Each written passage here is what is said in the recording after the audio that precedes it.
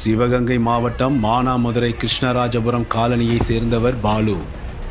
இவரது வீட்டின் அருகே வசித்து வரும் பாலமுருகன் என்பவர் இருசக்கர வாகனத்தை பாதையை மறைக்கும் வகையில் நிறுத்தியிருந்ததாக கூறப்படுகிறது.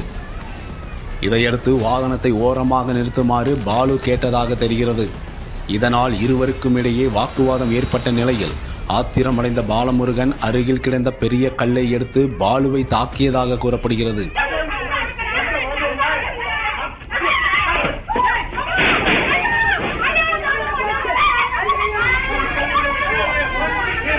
இதில் தலையில் பலத்த காயமடைந்த பாலுவின் உடலிலிருந்து அதிக அளவில் ரத்தம் வெளியேறியது. படுகாயமடைந்த பாலு மீட்கப்பட்டு முதலில் மானாமதுரை அரசு மருத்துவமனைக்கும் பின்னர் மேல் சிகிச்சைக்காக சிவகங்கை அரசு மருத்துவக் கல்லூரி மருத்துவமனைக்கும் அனுப்பி வைக்கப்பட்டார். அங்கு அவர் சிகிச்சை பெற்று வருகிறார். இந்த சம்பவம் தொடர்பாக மானாமதுரை காவல் நிலையத்தில் புகார் அளிக்கப்பட்டுள்ள நிலையில் போலீசார் விசாரணை மேற்கொண்டு வருகின்றனர். இந்நிலையில் முதியவர் மீது கல்லால் தாக்குதல் நடத்தப்பட்ட சம்பவத்தின் சிசிடிவி காட்சிகள் வெளியாகி பரபரப்பை ஏற்படுத்தியுள்ளன.